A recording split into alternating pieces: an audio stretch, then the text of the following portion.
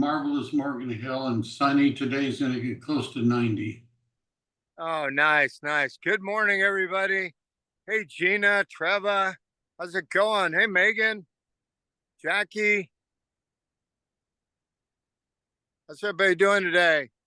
Good morning. Doing good. Good morning. Doing great, but not as good as you, Tom. Well, it's my wife's birthday and it's our anniversary. So, and what's awesome is I was able to completely unplug. I'm using my vacation phone, but I'm totally off the grid. No calls, no texts, no emails, no nothing. Awesome. Thanks to an amazing team. Thanks to Eric and Stephanie and Natalie, and also thanks to EXP. I mean, I never would have been able to do something like this before EXP. I know. So how are you doing, Matt? Doing fantastic. It's great to see everybody on here. I love it. We got some rock stars here. Yeah, definitely. Awesome. Well, hey, you know what? Let's go ahead and get started. We have Mike Devlin here today. Mike is one of the top brokers, team leaders, coaches, mentors in the entire country. And he is one of the most well-versed individuals to discuss and to share this NAR settlement. So, Mike, maybe you could share a little bit about yourself and let's just jump right into our content. Sounds good. Is it okay for me to share my screen? Has that been? Absolutely. Yes. All right, because I have goodies for you. Anyhow, I'm a coach, an icon instructor, a mentor with EXP. I was a productivity coach for KW for 7 years, and I was the vice president of one of the largest Century 21 groups for, let's just say, a really long time, 21, 22 years, something like that. Started when I was 9 years old. I have a mega team with EXP. It's in the top 250. It moves back and forth, sometimes closer to the top 100, sometimes closer to the top 200. And I spend a lot of time on working with scripts and presentation materials for my team. I have a nice little team. I have right now 124 team members scattered throughout the state of California. And I was going to talk today, Tom suggested that we talk about scripts for the NAR settlement. And let me just see, and I'm going to paste in the chat. This is a link to some of the documents that I use when I'm going through working with sellers and working with buyers regarding the NAR settlement. I have my own presentation. I've borrowed from some of the materials that EXP has provided, plus some of my, home brew. I didn't include the whole presentation, but just the parts that are really relevant to the NAR settlement. You're welcome to do whatever you want to with them. I've put together some of the scripts that I use in that, and I was just going to go through what I do in a presentation. I participate with my team in buyer and seller consultations. I get on a Zoom call. This is for both buyers and sellers to answer any questions. Let's just start with the seller one first, just because, hey, that's where. And so this is a selection of some of the slides that I go over when I'm talking to a potential seller. Emphasis is going to be on the new rules. Maybe you've heard this. I've had sellers say, I hear that I don't have to pay the buyer's agent anymore. I hear that it's illegal, it's immoral, it's unconstitutional to pay a buyer's agent, and I don't want to do it. I've also had sellers say, I want to do it. I want to incentivize agents to sell my house. So I've gotten a variety of responses. So when I'm presenting this in a listing presentation, I emphasize that we need to do two things to market your property. One is we market it to the general public. And then the other thing we have to do is market it to real estate agents. And this is from the 2023 NAR buyer and seller generational trends, where they asked buyers, how did you find the home that you purchased? And 29% of them said that their real estate agent found it. So I want to emphasize that later on, where do we really want to lose 29%? You know, do we want to incentivize those agents to work on selling the house? I go through a little bit of the history of the compensating agents. A lot of the sellers that I've talked to don't really realize that it was an NAR settlement. They don't even know what NAR stands for, let alone understand, you know, all of that. But essentially, so I refer to it as a court settlement. I point out, I had somebody yesterday say, well, you know, I hear the standard 6% commission is gone, that commissions have been lowered, that there's a new standard commission. I heard that yesterday. And so I want to make a point that there isn't and hasn't been a standard commission. The commissions have been negotiable. And I always point out that I've been doing this for a long time. Believe me, real estate commissions are negotiated.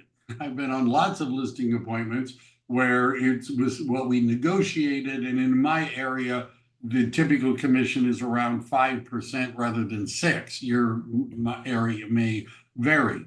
In terms of the court settlement, what I explain is there's no mention anymore of cooperating agent compensation in the MLS. Now, I choose those words carefully. I don't ever say to a seller, do you want to pay the buyer's agent commission? I don't say that, because I'm pretty sure the answer is going to be no, right? Would you be interested in incentivizing cooperating agents? A cooperating agent is an agent who brings a ready, willing, and able buyer that is making an offer on price and terms that you accept. Can we compensate a cooperating agent, right? Now, I understand a lot of them haven't seemed to be all that cooperative at times, but it's a better phrasing, in my view, than talking about the buyer's agent commission. So it can't be mentioned in the MLS. And the way I position this is that historically, what would happen when you're selling your property is that you would pay a flat percentage, a overall percentage, let's say it's 6%, and 3% would go to the listing agent and 3% would go to incentivize a cooperating agent to assist us in selling your house. Now, what's changed is that I'm no longer the middleman, where you're not paying me and then I'm paying them. By the way, if you're at EXP, even though the NAR settlement and the NAR FAQ seem to say you can still do this, we're not doing it. And by the way, in California, where I'm located, I'm in Silicon Valley, but in California, the residential listing agreement, as modified by the lawyers at the California Association of Realtors, no longer has the option of the seller paying me and me paying a buyer's agent. And the reason is because that was the heart of the lawsuit. And we don't want splitting commissions is what caused the problem in the first place. So the middleman role of you paying me and I pay the other agent has been eliminated, but that doesn't mean that we don't want to incentivize cooperating agents who've got ready, willing, and able buyers. We just can't say it in the MLS. Now, if you're not familiar with the rules, there's a 2-click rule. So we can't have a link in the MLS that says what a cooperating agent compensation is. We can have a link to a link in the MLS. So in my area, in California, we use what's called Disclosure IO or Glide as a way of distributing the, disclosure packages and things like that, we can't have in the disclosure package the cooperating agent compensation and have that link in the MLS. We can, however, in the MLS say, if you want the disclosures on the property, email me at. Because if they send me an email, I can now respond to the email and say, this is how much the seller is interested in paying a cooperating agent. But I can't put the link in the MLS. I could have it on the for sale sign. I could have a rider that says 2.5%, 3%. I could do that. I could put it on a flyer. I could go to a board tour and announce it. I could put it on a voicemail where when agents call me for information about the property, I tell them. I just can't put it in the MLS. Right. So it's important that, excuse me, we and the sellers understand that. The other change, of course, is that before touring homes, the buyer and the buyer's agent should have a representation agreement. But I emphasize sellers can still offer cooperating buyer agent compensation through concessions. Right? They can still do that. This is something that I borrowed, let's just say, from EXP. I used some of their slides as to explaining what are buyer agent concessions. This can all be downloaded in EXP's toolkit. So I go over that, the fact, like one of the largest MLS in the country happens to be in California. Who'd have thought? It's called CRMLS, the California Regional Multiple Listing Service. It has over 100,000 members, and almost 50% of the transactions last year involved a concession of some sort. So I point that out that, and by the way, Bright MLS has also said something very similar. So the idea that sellers are giving a concession isn't a new idea. It's not a weird idea. It's been around for a long time. They've done it for interest rate buy downs. They've done it for repairs and other closing costs. It's not that unusual. And now it can also be used as a concession to compensate a cooperating agent. And there are benefits, of course, to doing this. And I point out to sellers, there are some sellers that may take the position, I'm not going to do it, I don't want to do it, I don't have to do it, I ain't going to do it. Other sellers, and the conversation, of course, is going to be what's important to you. Is what's most important to you not paying a concession, not granting a concession to a buyer's agent? Is that really what's important? Or is netting the most money and getting a quick sale and having everything happen conveniently, what really is the goal? And to refocus them on that goal. One of the sellers that I talked to recently started off by saying, I don't want to pay the buyer's agent commission. I'm not going to do it. And at the end, he was saying, well, yeah, I would like to see offers. Because some sellers, and this is what I said to him, you can take that position.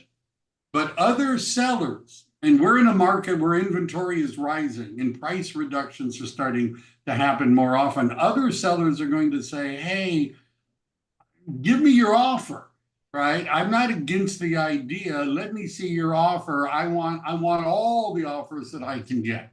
And if you're not going to offer a concession, then you're going to get less, right? It may lead to lower sales prices. Now, so this part here comes from EXP.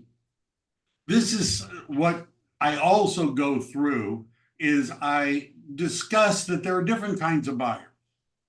And if you look at it like a gauge, you have on one end the full retail buyer. These are buyers that are oftentimes first-time buyers. They're planning on moving in. They don't want to do anything. I actually had a buyer, and I tell this story, who said, I want to buy this house rather than that house. And I was like, well, what's the difference? And they said, well, we like the paint color in the first one better than the second one. I'm like, really? You realize you could, have the house painted, any color you want to. And they're like, no, we just want to go with the one that, we could just move in, right? Those are retail buyers. they pay the most. They don't want to do repairs. They don't want to fix stuff. They just want to move right in. They want representation. And I've actually run the statistics in the area, whatever area we're doing the presentation on. And the one I did yesterday, 95% of all the transactions out of 1,200 recent transactions in my area, 95% of the buyers had their own agent. So I'm emphasizing we want those buyers, the retail buyers that are willing to pay more, they want representation. But then there are buyers that don't necessarily need an agent. These are the grizzled investors who have done this before. Those are the wholesale buyers. And they may be willing to forego working with an agent because they believe they already know what they're doing, but these are not the high offers. These are low offers. These are the low ball offers. So the question is, which kind of buyer do we want to attract for your house? Wholesale buyers or the retail buyers? Giving examples, and whether or not I go into this depends on how much pushback I get on compensating a cooperating agent.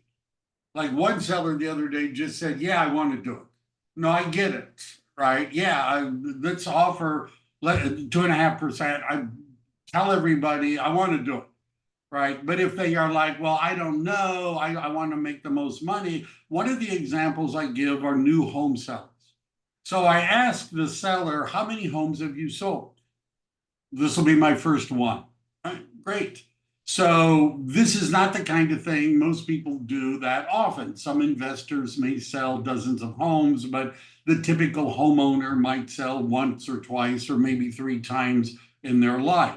Let's take maybe a guide from people that do this all the time, people for whom this is their business, like new home subdividers. Now, new home subdividers, in my area at least, are not members of the Board of Realtors. They're not members of the MLS. They never had to offer any compensation to a cooperating agent, but they do.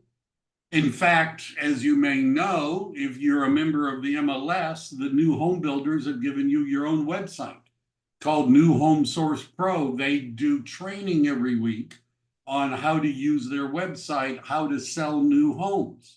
They offer in my area 2 to 3% compensation, typically to cooperating buyer agents. I've seen some much higher recently. So the question I ask is, why do you think new home builders offer compensation to a cooperating agent? Is it because they're charitable? They're worried about real estate agents not being able to put food on the table? This is just an income distribution thing they're doing, or maybe they have studied this and they have determined that by cooperating with other agents, with buyer agents, they net more money, right? Which of course is the goal. I may also point out in commercial real estate, which I've done a lot of, I've seen a lot of commercial real estate closing statements. The big commercial companies, including EXPs, are not members of the Board of Realtors. They're not members of the MLS. There was no obligation to pay a buyer's agent a commission, but they do. Most of the closing statements in commercial real estate is a seller making a payment to a cooperating agent. Again, they do it because it makes them more money. 75% of for sale by owners are offering compensation to cooperating agents. I don't necessarily have to go through all these examples, but if I get pushback on whether or not this is a good idea, then I would use those as examples. I discuss who really pays. If I ask an experienced agent, who pays the buyer's agent commission? Historically, who's paid? And I always hear, well, the seller pays. Really, right? The seller pays. So the seller puts money into escrow. What does the seller do? Wire transfer funds from the seller to escrow prior to closing? Well, of course not. All the money comes from the buyer and the buyer's lender. In fact, the money that pays the seller's closing costs, the money that pays the seller's agent, all the money comes from the buyer and the buyer's lender. That's where the source of funds are. And the buyer has their own closing costs. Now, one of the things that we do is, in addition to preparing a seller net, we also prepare a buyer cost analysis on the listing. So if we start off and we know, well, this is an $800,000 property roughly, and we know what the seller's net likely is going to be because we've asked the seller, do you have a loan, and how much is the loan, and what is your interest rate? In addition, I prepare a buyer's cost analysis using what I would think would be a typical loan, usually 80%, for that property. And the reason I do that is a lot of sellers, when they see their net sheet, all they see is all the deductions that are coming from their net. That's all they see. They don't see what the buyer is paying. And so when I show them that, look, at the buyer's got their own list. This is what a typical cost to a buyer would look like over and above their down payment. I also go through, because the last one where I did this, the seller had owned the property for 10 years. So I find a graph that shows what was the interest rate like when the seller bought the property. It was under 4%. Right? What's it like now? Well, it's gone down a little, right? You can see this one goes all the way up to July 1st. It's gone down a little, but it's closer to 7 than it is to 6, right? It's just a little under 7%. So since you bought the property, your interest rate is, 3.5. The current interest rate is closer to 7. I show what the appreciation has been, and I would break this. This one is for California, but I would do it based upon the particular locality of wherever the seller is. So this is what prices have looked like since you bought 10 years ago. And we get this information from the California Association of Realtors, which is their housing affordability index. And what I pointed out is that when the seller bought their house, the affordability index was about 50% in California. About 50% of the adults in California could afford to buy a house. Today, it's 17%. Now, what I'm doing with this is, first of all, who's in a better position to pay the buyers, the cooperating agent's compensation, right? It might be the seller than it is the buyer, and that the buyers already have difficulty and that they may need assistance in financing their costs. Interest rates have skyrocketed, prices have gone up, affordability has gone down. I give them an example. I say, I need to move this over a little bit. I've converted things. Anyhow, it's a bad habit I have. So I give them an example. If you get an $800,000 offer and the buyer is asking for a $20,000 concession, you're going to net $780. Now, that's what it would look like in escrow. If you say, I don't want to see any concessions on my net sheet to the buyer, I ain't going to do it, don't want to do it, it's illegal and immoral. Well, then that means that the buyer is probably not going to offer you $800,000 because they have this $20,000 payment that they're going to have to make. Now, the actual deduction is going to be higher, which is my next slide. And one of the premises of this NAR settlement was that sellers would lower their prices if the buyer paid their agent directly. That's one of the premises. If you ask, well, why do they say that as a result of the settlement, their prices are going to go down? Well, the answer is because sellers won't be asking for as much money. Now, we all know that's not true, right? Sellers are not going to lower their price simply because the buyer is paying their own agent. They're not going to do that. They're going to want to get as much as they possibly can, right? But the premise is that in the past, the compensation to the cooperating agent was built into the price. Now, the phrase I use when I'm discussing this is the buyer wants to add their closing costs, including the compensation to a cooperating buyer's agent. They want to add that to the price they're offering. Why would they, and I had it so say, well, I don't understand what's the difference, right? If they add the $20,000 versus they pay I don't understand. And it has to do with financing.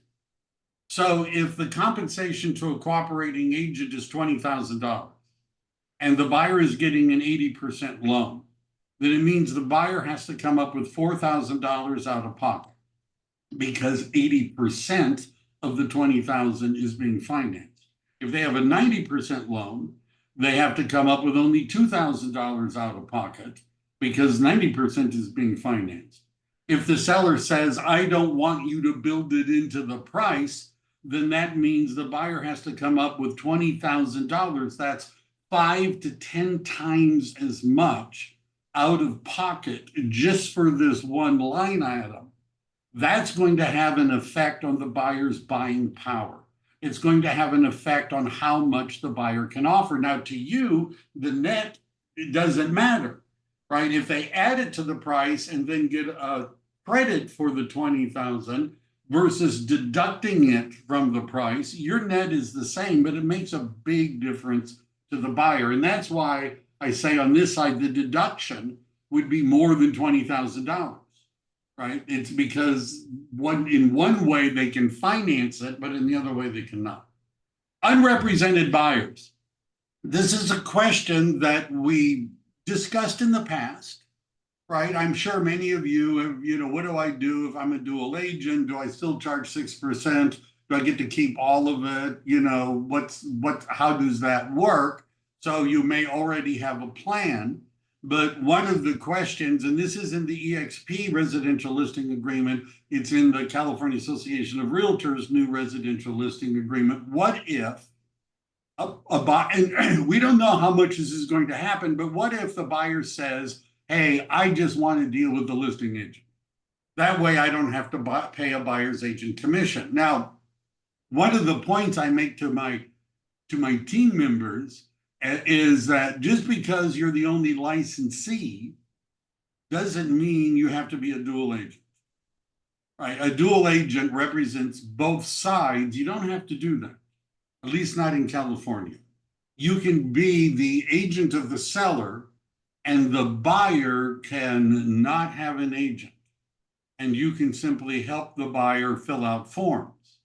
Now, what that looks like, by the way, for the buyer, and when we talk about buyer scripts, this is one of the things I would point out, is one of the differences is that the listing agent might give the buyer a copy of the homeowner association documents or a property inspection, but doesn't necessarily explain what it means. So the agent has fulfilled the role of disclosing, of communicating any material facts with the buyer, but doesn't have to explain what they mean. That's up to the buyer. They've chosen not to have an agent. And in some cases, you might say, if you're the listing agent, get a lawyer to help you write the offer. But the question that you have to ask the seller is, do you want me? If a buyer comes to me and doesn't have an agent, do you want me to represent the buyer as well and to fill out the forms and explain stuff to them? Do you want me to? Now, one of the things that I put in the folder that I shared is 105 more ways. Now, the NAR has a 179 things that the listing agent does to help sell the property. This is 105 things that a realtor might do in helping somebody buy a home. Now, the reason that's included in a listing presentation is because of this issue. Here's 105 things I'm going to have to do if you want me to help a buyer, right? I should be paid more. Now, you understand if you're a seller and you're thinking, wait a second, if the buyer doesn't have an agent, I'm going to have to pay you more. Yeah, maybe I should just hire a buyer's agent. Increased workload. This is the 105 things. This is a statistic I've seen all over the internet. I've heard reputable people repeat it. Don't ask me where the original source is. I don't know.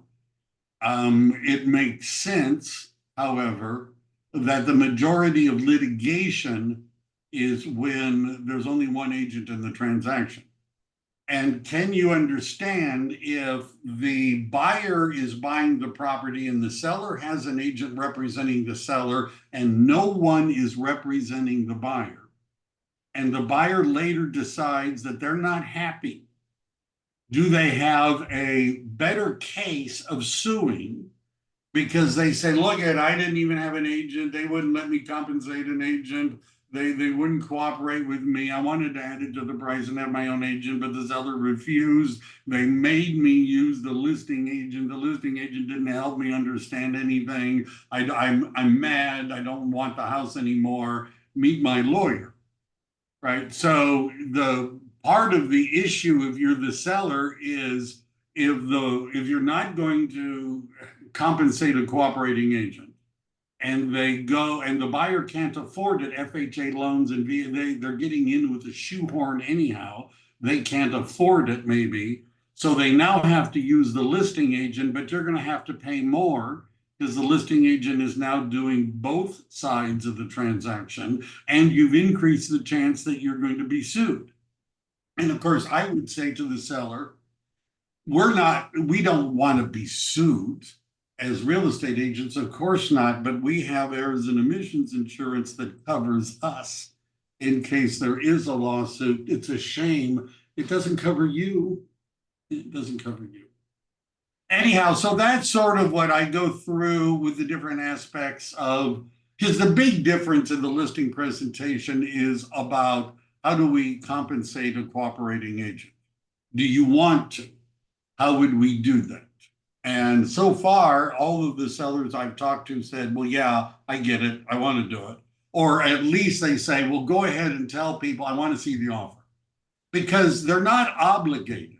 Even if the seller says, I'm willing to go up to 3%, you can tell people that they're not obligated until the offer comes in and it says it in the offer, right? Why not? Right? Why not look at the offer? Why not run a net sheet? I see there's chat. Exactly, Fannie Mae, almost every allows financing without consulting the borrower as a loan credit. Yet there are, let me just see, function of supply and demand, interaction.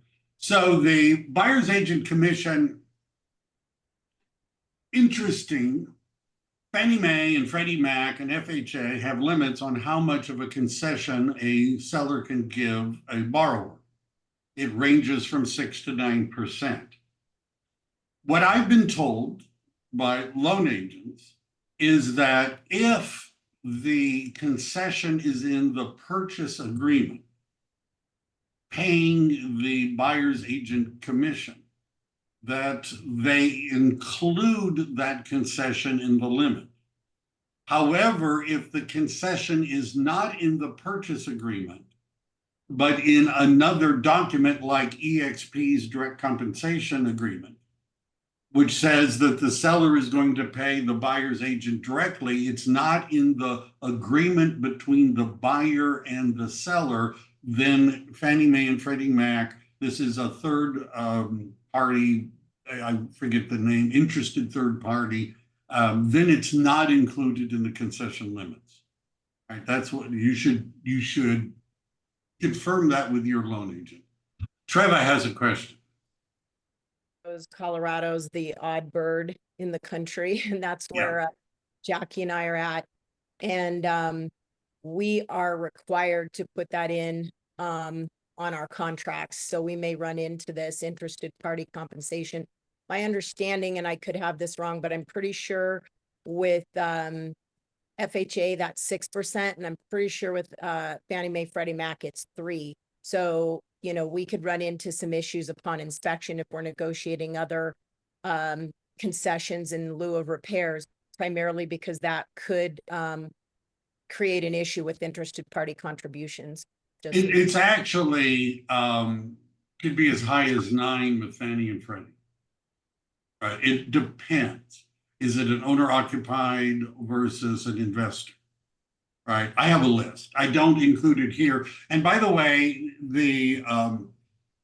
I'm doing a class tomorrow, I guess, on what's generally called Palm Agent, which the different title companies have as their own branded version for buyer costs and seller nets. And it's a premium. You have to pay a little bit extra, but it's like 99 cents a month. There's a seller concession cheat sheet that is built into it. And you can identify the type of loan and it gives you the amount. But it depending upon who the borrower is, it can be as high as 9%. Now, I don't personally see, I mean, we do a lot of transactions. I rarely see a concession that's approaching the maximum, right? And that's not something that comes up very often. But my understanding is in Colorado, you're right, has different rules. They've actually said, as I understand, that they don't think that buyers should have to sign an agreement just to look at property, that looking at property is not something that requires a real estate license and all of that. I can't help that. But, you know, the NAR says something different. But any other questions about, let me see if I missed anything in the chat. I'm not sure lenders are going to count compensation now included as interest party contribution percentage total. Is that what you're referencing? What I've been told is that if it's in the contract, it's part of the interested party compensation limit. If it's outside of the contract, then as long as it's a reasonable standard amount, then they allow it. Yeah, sorry, that was just what I was referencing. Right. Yeah. All right. Hey, Mike, yeah. I'd just like to bring to everybody's attention that when something similar to this occurred in the lending industry following the Dodd-Frank Act, the compensation to the good lenders actually went up. And when I was discussing this with Stephanie Peck last week, that has been her experience so far as well. And because the commission, the co-op commission, is now not being put in the MLS, some sellers are actually choosing to price more competitively, thinking that that may be an advantage, but then later agree to pay compensation because I don't want to exclude that particular buyer. As you pointed out, roughly 95% of the buyers are coming with representation. So why would I want to exclude myself from 19 of the 20 buyers? And I love how you added the point that, and the 5% that are remaining are very likely shrewd investors that are going to want to wholesale your property or acquire it at a discount. And so you're effectively paying that and then some, perhaps. Yeah, they're not the retail buyer. The retail buyers want an agent to help them. Right? Yeah. Now, related to this, and I have my own buyer representation package that we go over. I didn't include the whole thing, but I've taken like those 105 ways and other things and modified EXP's buyer representation toolkit. But what I'm sharing with you are some of the slides, and again, this is an 8.5 by 11 of what we go through when we're talking to a buyer about why they need representation. Could you share that with Megan so we could post it up? I put it in the chat, the link to the folder. Okay, thank you. And I can do that again because not everybody was here when I did it the first time. Megan, can you just put that on the... Yeah, you're welcome. You're welcome. And in fact, if you wanted to see the whole thing, I would. A lot of it is, I'd be happy to share the whole thing. I've actually created a website that my team can share. And so I'd be happy to share the whole thing. I was just focusing on the scripts today regarding the chain NAR settlement, but I have a longer buyer representation presentation. But this is the part that's really related. So when we're talking to a buyer about representation, we talk about three things: how to find a great deal. And the conversation is, if you're using Zillow and you're going to open houses on the weekend, you're never going to get a good deal. Because first of all, the good ones are sold before the open house on the weekend. Have you ever noticed that? That you're looking at open houses and on Friday they're gone. Somebody got to it before you. And the line I use, because we've already asked them, how long have you been looking and what kind of properties are you looking for? And, why haven't you bought one yet? We've already had that conversation. And I say to the buyers, you realize that your dream home has come on the market maybe several times and was purchased by someone else. How would you like to make sure that doesn't happen again? I'm not sure it's going to let me look at this in a bigger format. So I mentioned EXP exclusives. I have a longer version of this, but I usually don't need to go into the long version because this is usually enough. We have off-market properties, for sale by owners, new home subdivisions, notices of default, EXP exclusives. If we don't find it on the market right now, we're going to find out who owns a property like you want, and we're going to contact them and let them know that we have a buyer for the property and see if they want to sell. Why not do that anyhow, right? And that you're going to get early access if something comes on. And one of the things I emphasize to my team is don't wait for the buyer to tell you which homes they want to look at. You should be looking at the MLS and Zillow, because sometimes Zillow has properties that are not in our MLS. If you're in an area where there's a lot of MLSs and things like that, you should be saying to your client, hey, did you see the one that came on the market today? Did you notice that property? It looks like it's ticking all the boxes. When can we go see it? Then negotiating the contract. These are the three ways in which we can help you get a good deal. Who do you want negotiating the contract? The agent who is legally obligated to negotiate the highest price possible under the best terms possible for the seller? Or do you want to have your own agent? If you were getting divorced, would you use the same attorney your spouse was using?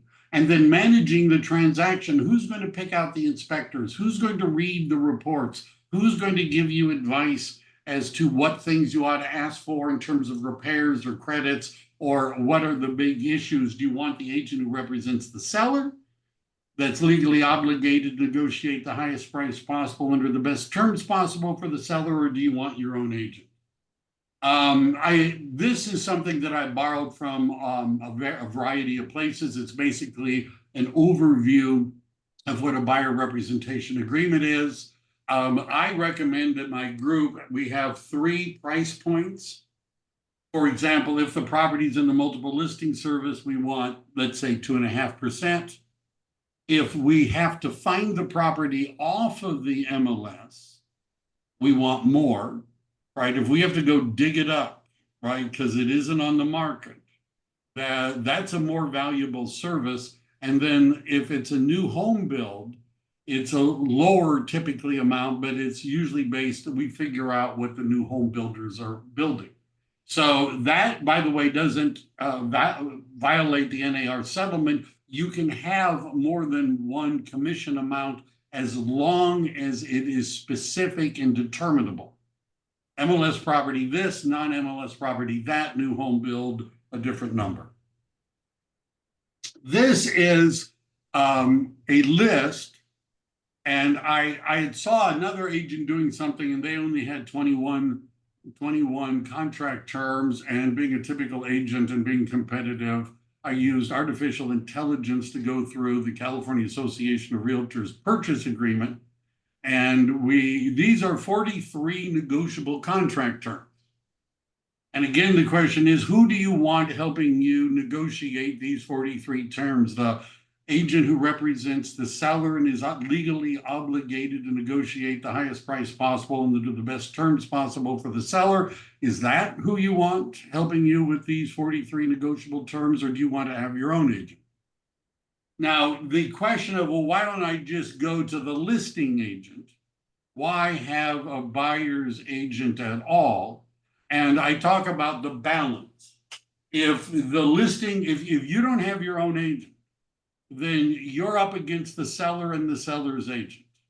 If you have your own agent, it is more balanced. And this is the one that usually, what could the listing agent do versus your own agent? Well, the listing agent could show you the house.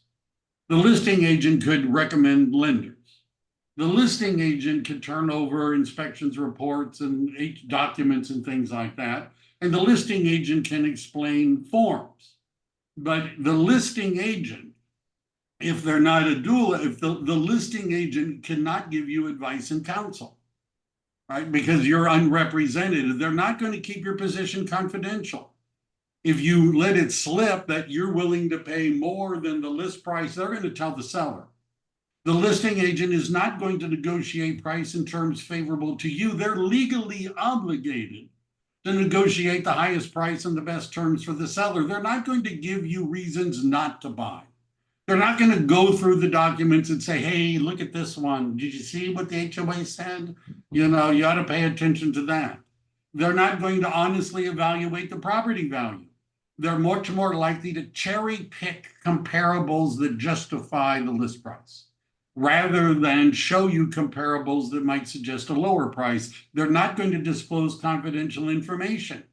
If they hear from a neighbor that the seller is selling because they have to, because they need to move and they're under a lot of pressure, they can't tell you that because they work for the seller and they have to keep that information confidential. They're not going to write the offer to your advantage. They're not going to have expanded ability to find homes. All they're going to do is show you that one.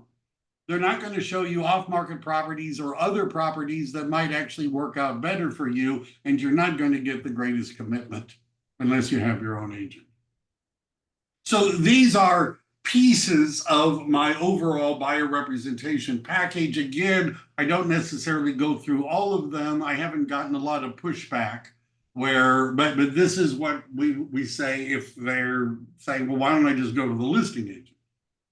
Well, this is awesome, Mike. So if someone wants to reach out to you, what's the best way to get a hold of you?